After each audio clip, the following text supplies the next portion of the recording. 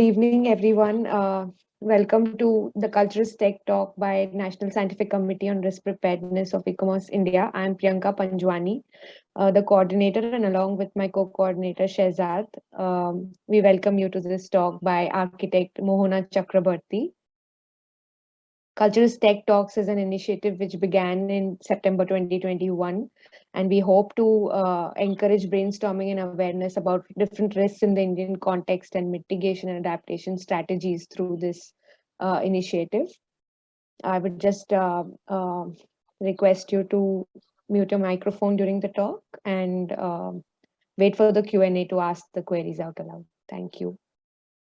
Mohona Chakraburtty, I am very happy to welcome her today because she's an emerging professional and a very promising one at that. She's an architect from India with a master's degree in architectural conservation from La Sapienza University of Rome, Italy. She has worked on several prestigious conservation planning projects in India with organizations like UNESCO, New Delhi, and DRONA. And Mohona now has been working on ICCROM's groundbreaking program, First Aid and Resilience for Cultural Heritage in the Time of Crisis, FAR. She coordinated and provided mentorship in 2 international training initiatives of ICCROM on disaster risk management for heritage collections and first aid to cultural heritage in conflict contexts. Additionally, she has contributed to the development of several resources on community-based disaster risk reduction, peacebuilding tools, simulation exercises, and safeguarding of cultural heritage during COVID-19. Today in her presentation, she will talk on disaster risk preparedness for cultural heritage through a graphical approach, my journey and realization. Welcome, Mohona. I hand over the screen to you. You can start your presentation. Thank you so much, Priyanka, for this very flattering introduction. I'll just share my presentation. Hi, everyone. My name is Mohona, and I am an architect, as Priyanka said, from India. I did my bachelor's for 5 years in India, and then I moved to Rome, Italy for my master's degree in conservation. And in between my bachelor's and conservation, I worked with Drona and also Rohit sir, who gave me this incredible opportunity to work with in the UNESCO project, which I think my colleague Shukrit has also talked about before. And so today I will be basically talking about how, my journey from an architect to the field of DRM and the skills that I developed as an architect to visualize spaces and to use my imagination really helped me in this field. So it will focus on the importance of visualizing risks and how visualizing risks can help us manage these risks in a more effective way. And so as an architect, how these skills I used to develop certain learning tools and methodologies in the FAR program, the First Aid and Resilience for Cultural Heritage in Times of Crisis that I'm now working for. And it's many courses that the FAR provides. So I'll start my journey as an architect, and I will really start from the very basic that we learned as architects are shapes, 3-dimensional objects. So now, for me, it's easy to visualize how a sphere looks like or how a cone looks like and how, in a 2D format, it looked like, and then when you turn it into a 3D, how it would, take shape. But this was not, I realize now that this was not very obvious back then. When I started my degree, we were actually taught with paper cut, like with papers and with, other objects to actually make a shape. And when we learned to do that, when we learned to visualize a shape, that's when we were asked to start our design process. So then we started designing smaller spaces. Designing smaller spaces meant, how to think about the circulation of the space, how the users would experience the space. And this was not to forget, this was something completely out of our imagination. We were given a piece of land and we were asked to visualize this space. And we had to, through the memory of our experiences and through the skills that we had developed, we had to design a space which would give the users the correct, say sunlight, or the correct color scheme, or the edges, which should not be very, acute. So, the psychological impact of certain shapes, of certain spaces on people, these were something that we were, taught to do. When we started visualizing smaller spaces, we were then asked to contextualize these spaces. So not just design a box, but to put that box in an urban context and see how it gels with the environment, whether aesthetically it is in harmony with the surrounding space. The people who have been using this space, how are they relating this space that you have built? How are they accessing it? And this also meant referring to certain standards that are internationally recognized, standards of proportions, standards of building standards, and so on. And I must say that back then, I did not realize, I think no architect and second year realizes that these standards are made to prevent or to tackle certain risks. So when I moved to my conservation master's, it was a little bit different because I did not introduce you to this project. It was a project we did in Stuttgart when I was doing my master's here. And I want to highlight this because this was a completely new design. So it was a blank space where I had to visualize a component. But in Conservation Studio, it's different because there is already a historic monument or a structure present. And by studying its history, by studying how the ancient roots were, or how the ancient structure was made, we have to design around it.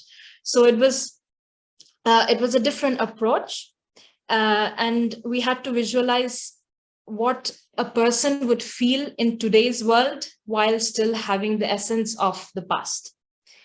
In both cases, we did learn how buildings behave under different forces.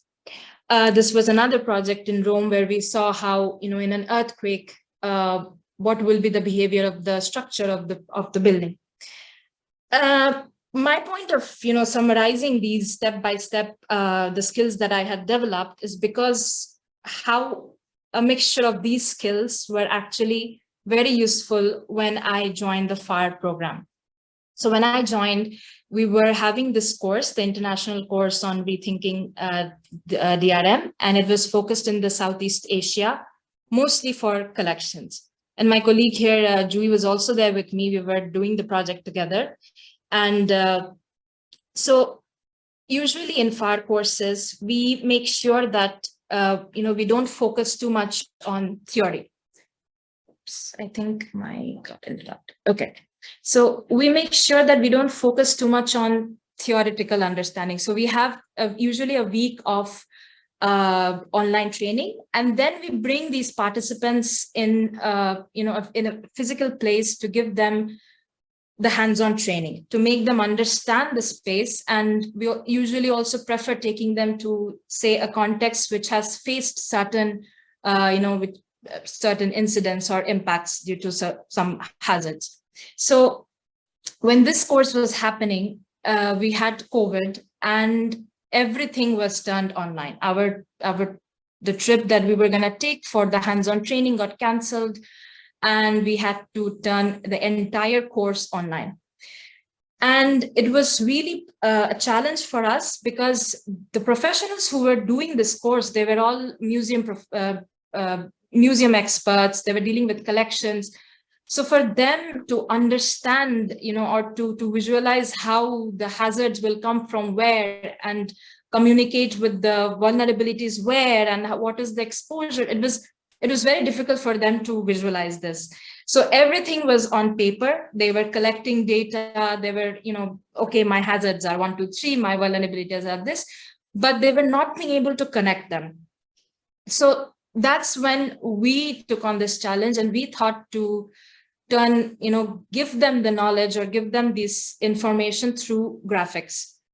Now we have very sophisticated tools where we can actually zoom out on Google Earth and can capture these images and see how the urban context is. So for example, we started giving them a scenario. So this is where also the scenario building really helped them understand, and we will see how later this was used. So we took up our ICCROM headquarters and we showed them how the river is in close proximity to the building, through which they understood exposure. Then we showed them how there are churches around this area, around the building, and they understood the context, which is historically very important. We gave them that there are the Carabinieri, the state police, very close to the headquarters. There is also the Ministry of Culture close to the headquarters, which gave them the idea that, okay, we have some capacities which are close by. So with this understanding, if you see, we have this system of thinking in different layers. So now we were talking about a bigger urban context. So then we moved into the building level.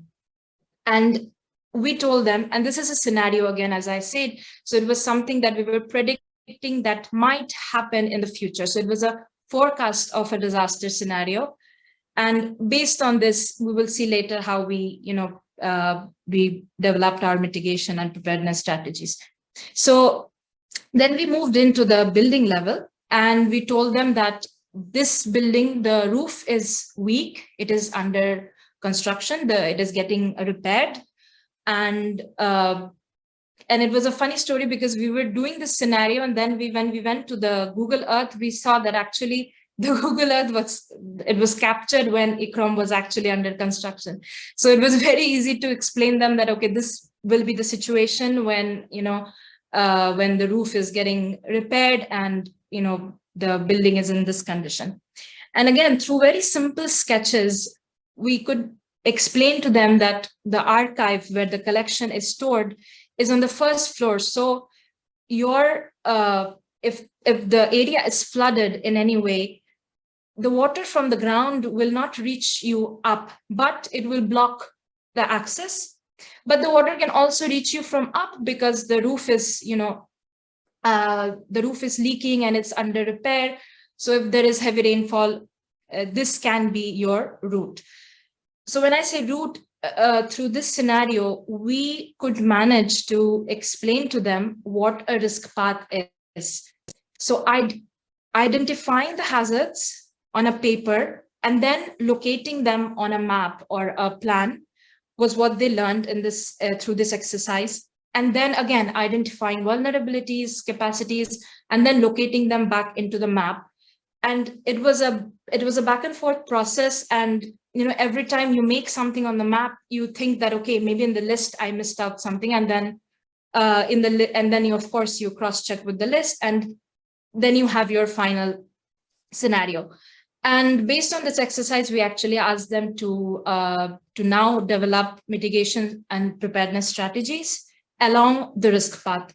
So this also gave them an idea of how to prioritize actions. So when you have the source of your hazard and then you connect them to the different locations of your vulnerabilities and capacities, exposure, everything, you see which point to handle first. This was a post-event situation. This was not really a disaster situation that we created because mostly it was a disruption at a local level where roads were blocked and so on. But the impact was quite high on the collection level. So we just mute this. So we developed this walkthrough to make them understand. And this is a post-disaster, post-event scenario where the roof has broken down, there is water everywhere, and the collection is being heavily impacted. And through this scenario, we asked them to find how they would respond to the situation. And here again, why it is important to do this, the risk path and the scenario is because we could pinpoint a particular area where the roof would break. Because if the roof is being repaired at, say, room number 2, then investing our time, energy, and money in room number 4 will not be the wisest thing, although we should always take care of everything. But again, the point of prioritization comes in here. So, and then we showed this video, and our exercise was based on this.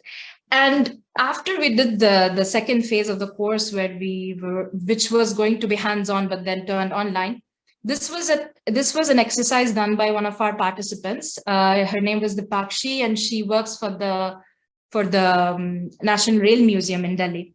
And so for her, I was working with her on this project, and we were looking at maps together, and I realized that although she has certain information, but she was not being able to, again, visualize her context. So when we asked her specific questions, she would say, "Oh yes," but if you ask her to do it by herself, she's not being able to visualize it.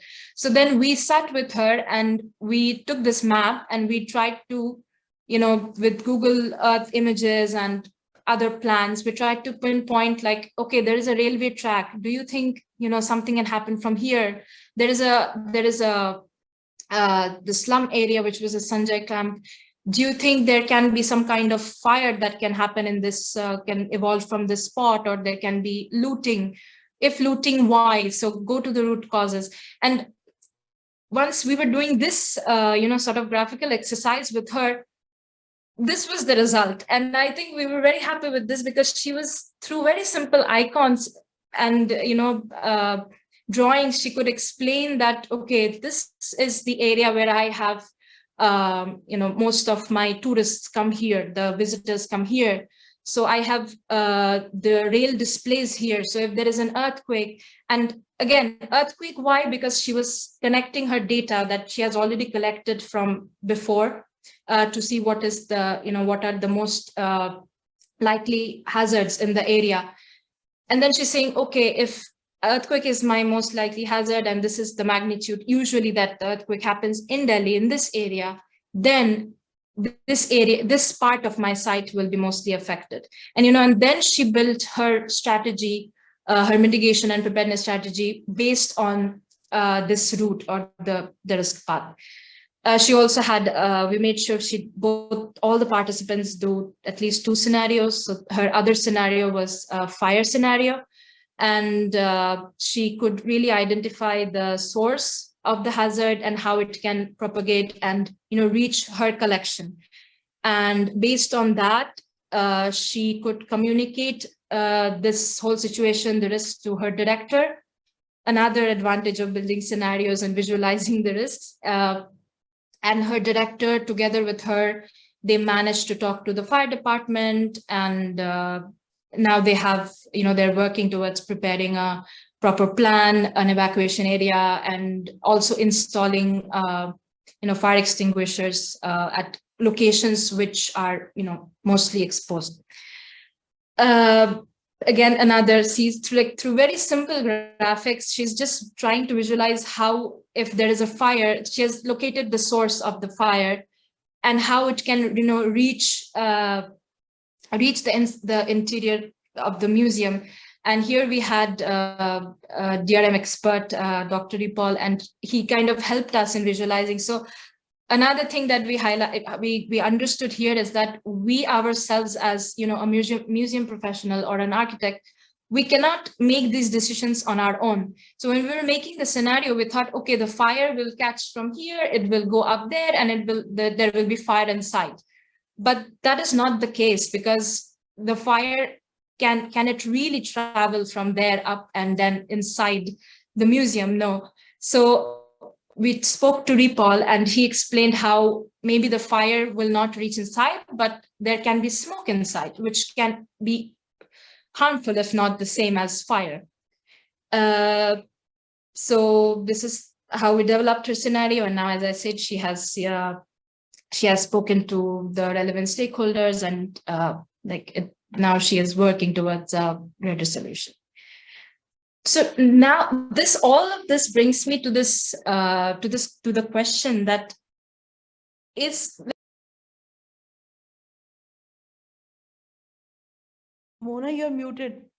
Mohona, you're muted. Sorry. Yeah. So now this brings me to the point that we have so many tools that we work with. We have Google Earth, we have PowerPoint, we have, as architects, we work with big softwares like Lumion and Photoshop, but we have realized, and we all agree, that the most important knowledge lies within the local community. And this local community who holds the traditional knowledge of how to tackle these risks, and they know exactly what their vulnerabilities are, what their capacities are, and they have this traditional knowledge of handling these or reducing these risks. Do they have these very sophisticated tools? Not always. So how do we communicate with them, and how do they communicate? How do they transfer their knowledge to us? Sometimes the terminologies that we use in the DRM field, they are not always very easy for everyone to understand. We have very scientific terms. This is not that, and hazard is not this, and disaster are not natural. But if we want to, really understand from their point of view, what can be that approach? So the answer is, for now, this is something that we have built in 2020. We have the FAR program of ICCROM. We have built together this Inside game, which is a participatory game that we play with the local communities. And it's a very simple game where we ask them specific questions, the local communities. We ask them very simple questions like, what is your heritage? Or what are the challenges that you're facing, without the complication of very technical terms, just to sketch it out with sticky notes, with some leaves, with some stones, with crayons, with just simple stationery. You just sketch out your context, and you tell us what are your vulnerabilities, how you think you have the capacity to manage it, if you think that the government is doing enough to manage it, where are the loopholes. So if you want, I would encourage you all to download this on the website. And in the pictures that you can see, we played this game in Racha, Georgia, and also in Jordan. And this was in one of our courses that happened last year. We invited the local community, and we asked them, these questions that I was discussing about. And with very simple tools, they could actually, sketch out the whole scenario. And these were then, we made sure these were communicated with the local authorities. So, just to bridge that gap that we often face. So that's the power of visualization in managing risks. And thank you. Thank you, Mohona, for this wonderful presentation. I mean, we got a whole idea about how to communicate the vulnerabilities, exposures, and risks, and how as architects, we have that in us already, and how we can put this to better use. So thank you for sharing this with us. We open the floor for questions, if there are any. I would just like to, thank Mohona for this very interesting talk, engaging talk. And I was just wondering that really, I have felt it up close because, I haven't had the architect's training. And visualization is a very big skill, which also helps us, when we go in very disastrous situations and everything is the space is not anymore recognizable. So it's a skill that I think we should think about more in our education also, higher education also, for it should be part of our, ongoing professional development. It definitely helps to localize risks and understand better the magnitude and in the physical space. Yeah, that's all. Thanks, Mohana. Thank you. Definitely, I agree. Anyone else? We do have on the chat Vanika saying fantastic visualizations and Joao saying amazing, Mohana. Well done. So just to thank you for this wonderful example of fires and museums. I actually had I'm a member of IIA Uttarakhand, and in Nainital we have a private museum. So IIA, I along with IIA members, we visited that place, and so that was a private museum, and it was all of crafts and local traditional paintings and lifestyles depicted in paintings. So that was a private collection of a known painter. But they have asked us to come and visit and prepare a fire and risk mitigation plan. So we haven't yet done that, but a visit is scheduled. But I want to ask, where shall we start? Or are there any training courses available online from which we can see and start noting down our work areas and divisions?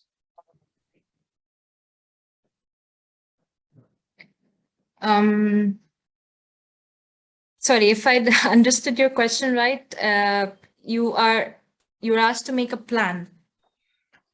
Yeah, And, they you- basically want a risk mitigation plan. So whatever the Okay, risks okay, are, okay. be it fire or whatever. Yeah. Right. So for me, I would say that the first step is to collect all the data that you can find from various sources, not just one, but to talk to the stakeholders, get whatever documents you can find and gather the data first.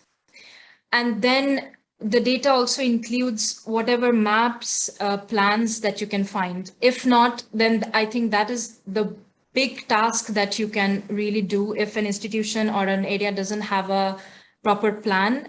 I think you should first do that, because a plan really helps you understand the access points, what is around it, even if you can find some geographical data, for example, the topography and so on. So that is, I would say, the first step. And then when you find these information, the data that you collect from existing documents, or by even talking to the local community or talking to the relevant stakeholders, then try to locate this data on your plan. And then you will just keep on building on it and connecting these dots. All right. All right. I hope. Thank you. Yeah. I Thank have you a so much. question. With regards Yes. to visualizations, do you also look at materials of the structures? Do you map them? And does that information also help you in any way? Like we do, The material of, yeah, sorry. when we No. do conservation, we do the fabric risk assessment and material mapping. Does that come into your help when you are understanding risks as well? Yes, absolutely it does. But again, because we have to start from, because we cannot do everything together. So especially in this situation, first of all, we don't have enough resources to do everything, although we wish we could do everything. So the first part is to see if the material will actually play in any way a role in degrading the situation.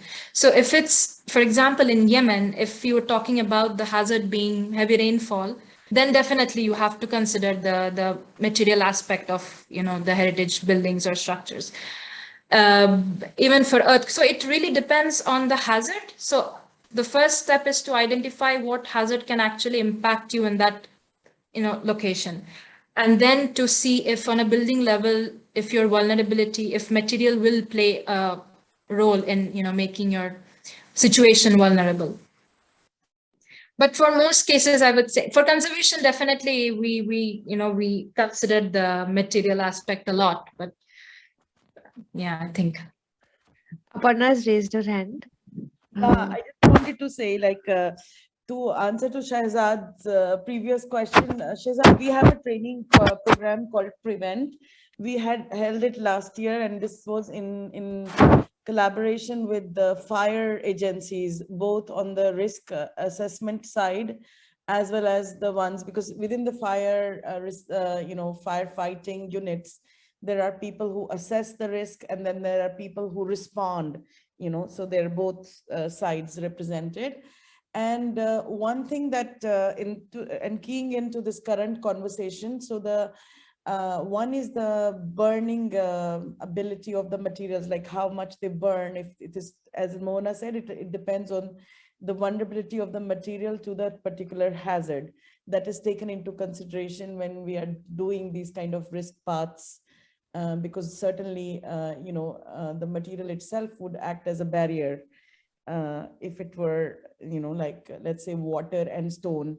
So stone is more compared to brick, more porous, and porosity does play a factor.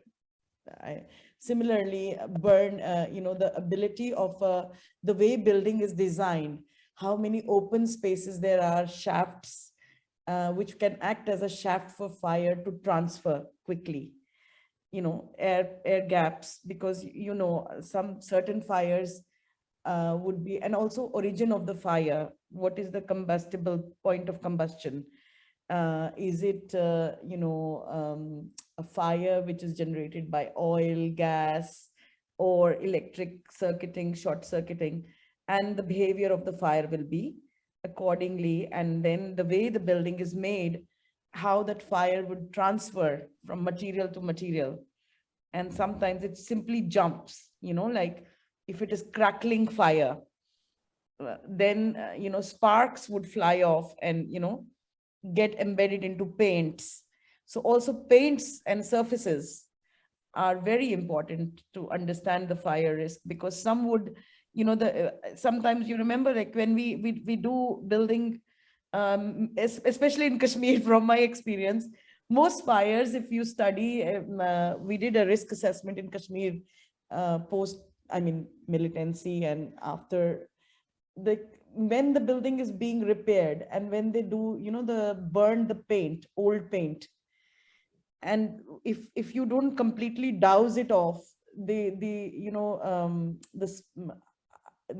keeps on smoldering wood, which is older wood, and maybe damp on the surface. You don't even see it, but it keeps on smoldering inside, and then poof, it at some point it just, so it's very when you're burning of paints and all, and using spirit lamps to do that, it's very important to, and in India we do it mostly manually.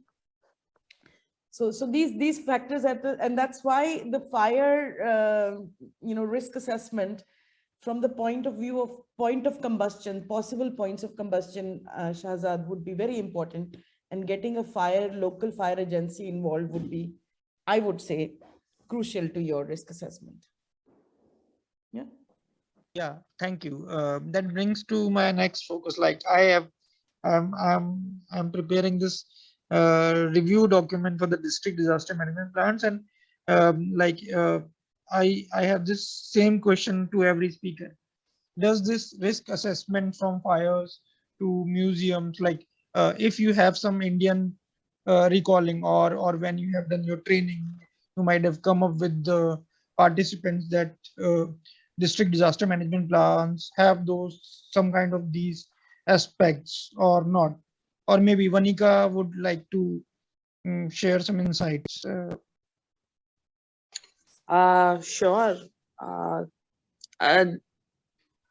There are a couple of district disaster management plans which have begun to include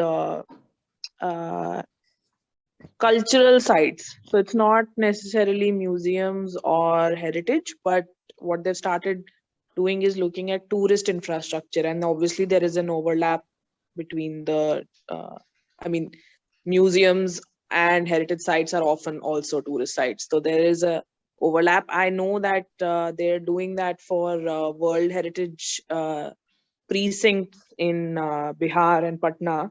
And I think they'll be prepared soon. I can send you some of the the literature that I have on that, just email me and I'll hunt it up. It's been a while since I've looked at that literature, but it exists.